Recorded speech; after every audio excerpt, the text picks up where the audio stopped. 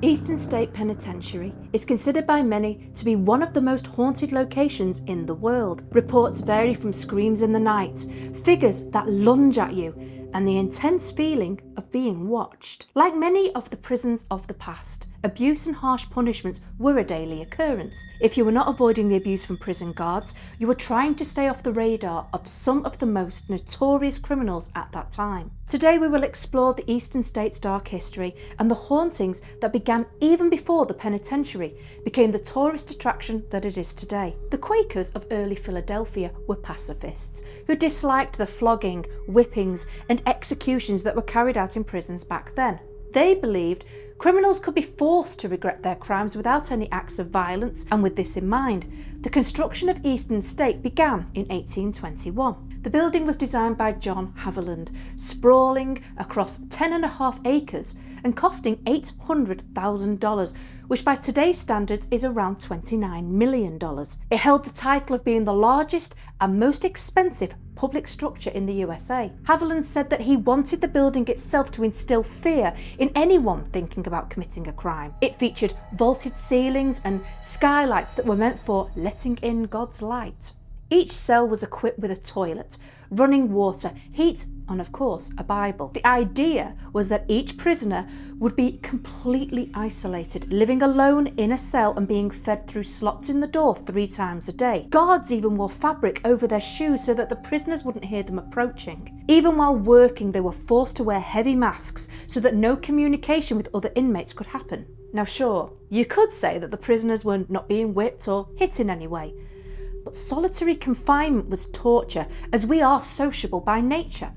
So instead of finding remorse and salvation, many prisoners went insane from the loneliness and isolation they endured, with numerous inmates ending their lives as a way to escape. As you can imagine, the property gained plenty of attention and curiosity from the public, with many travelling miles just to get a glimpse of it. But when tales about the isolation prisoners were forced to endure became known, many were outraged and questioned the ethics of the practice. One of these people was Charles Dickens, who visited the penitentiary while travelling around America. He was so disgusted by it all, he even wrote about it in 1842, saying, "I hold this slow and daily tampering with the mysteries of the brain to be immeasurably worse than any torture of the body." It was designed to hold 253 prisoners, but as demand grew, the cells had to be filled with more than one inmate, and at its peak, the population was over 1,700. So as solitary confinement no longer worked, by 1913, new punishments were designed to instill fear and change. To say they were brutal is an understatement, and today we'll take a brief look at 3 of those used and how they worked.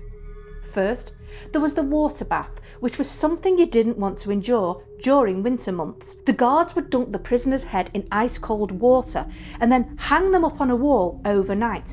Can you imagine how painful this must have been? Worse still, if this happened to you in the colder months, you would find yourself covered in a layer of ice by morning. Needless to say, some prisoners died from this punishment. From here, we move on to the iron gag, which was used at Eastern State even when solitary confinement was still practiced. One inmate suffered this when he was imprisoned in 1833.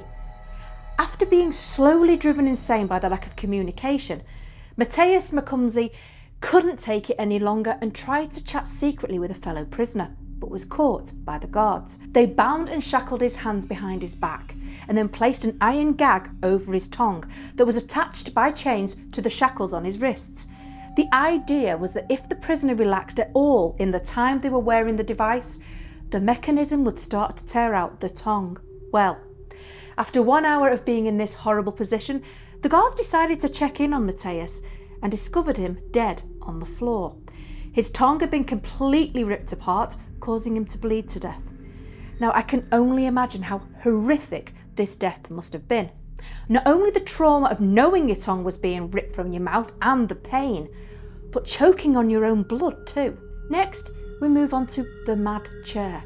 It was believed back then that mental illness spread through the body by circulation, that insanity could be cured by stopping blood flowing freely. So what better way to combat this than strapping an inmate so tightly to a chair they couldn't even move one muscle? This brutal punishment would be used for days at a time without any food. Sadly, it caused significant damage to the body, leading many inmates to have surgery to amputate limbs. While all this horrific treatment was going on, you might wonder what the wardens felt about it all. Well, to be honest, the fatality rate didn't seem to faze them too much at all, as control was more important. In 1923, Warden Robert McEntee even tasked a small gang of prisoners who he felt the inmates would feel threatened by with handling any minor disputes that might happen. Known amongst the prisoners as the Four Horsemen, the men totally abused their newfound authority, creating a massive drug ring. Another warden, called Herbert Hard-Boiled Smith, ruled the penitentiary during the 1920s and 30s. Now, he had such a fierce reputation with the state, they would send him prisoners they thought to be problematic. So as you can see, there was no help or empathy from the guards or wardens, as they often relished the power they had over the inmates, making it a truly horrible environment for all inside. Even though executions were not carried out at Eastern State, there were plenty of murders over the years, including at least 2 guards and hundreds of prisoners dying from disease and old age. So with what they endured at the hands of the state, is it any surprise ghosts have been witnessed here since the late 1920s? Guards and inmates would often complain about paranormal activity, and one of the penitentiary's famous inmates was no exception. Al Capone had been around the block a few times, staying at many different prisons over the years. From 1929 to 1930, he served an 8-month sentence in the Eastern State for carrying a concealed deadly weapon. His cell was something to behold, set up like a cosy living room. Not only did he have oil paintings, fine furnishings, including lamps, but he also had a cabinet radio. You can imagine how this must have made the other inmates feel when they were 3 or 4 to a cell by this point. But the finery did nothing to stop the torment he went through, often screaming in the dead of night, begging to be left alone by a spirit he called Jimmy. Many believe the spirit haunting Capone was a man called Jimmy Clark, who was killed in the St. Valentine's massacre. His spirit was so angry that even when Capone was released, he followed him to further torment the man he blamed for his death. Capone became so desperate, he hired a medium to try and reason with Jimmy, but nothing worked. Well, when you consider all the deaths that Al Capone brought about, it seems only fair he got tortured until his death. Throughout the penitentiary, there have been sightings of ghosts and unexplained phenomena. So let's begin in cell block 4. One of the most talked about ghost stories involves a locksmith called Gary Johnson. He was working in this area when he suddenly felt that someone was watching him. He looked over his shoulder, expecting someone to be there, needing his help, but found no one. Surprised, he shrugged the feeling off and went back to his work, only for the feeling to return, creeping him out once again. He turned around quickly, but this time he was not alone, and a shadowy figure leapt across the cell block at him. Gary later recalled his experience, saying, "A force gripped me so tightly that I was unable to move.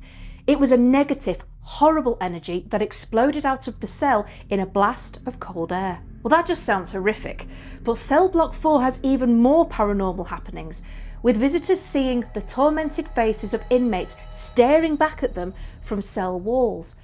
Some have even been known to beckon you to come closer. In cell block 6, many visitors and staff have reported hearing the sound of heavy, slow footsteps echoing along the corridors. Even more disturbing is the sound of anguished cries and screams coming from inside the cells, as if prisoners are still trapped inside, suffering and in pain. You might also see the shadowy figures of inmates moving along the walls, trying to go unnoticed, and when you get closer to them, they seem to run away as if afraid. One of the most disturbing things you will hear in cell block 12 is the disembodied, manic laughter and whisperings of an inmate who'd gone insane. So chilling is the sound that it often sends shivers down spines of the people who hear it, especially when they go to investigate the sound and discovered they're completely alone. On a lighter note, in 1924, a dog named Pep became a permanent resident of Eastern State with the hopes that he would raise morale inside. The state governor cracked a joke about it, stating that they had booked and incarcerated the Scotch Retriever for cat murder. Sadly, this didn't go down too well as hundreds of dog lovers protested. Pep was given free rein to go about the grounds as he so wished. So it won't surprise you to know that he still roams here, being seen and heard by many staff and visitors over the years. Lastly, as you can imagine, many prisoners have tried to escape or have acted out. One such inmate was the bank robber Willie Sutton, who managed to tunnel his way out but was rearrested within minutes. All that effort for nothing. The guard tower was used for this purpose, to keep a watchful eye on the comings and goings inside the walls of the penitentiary.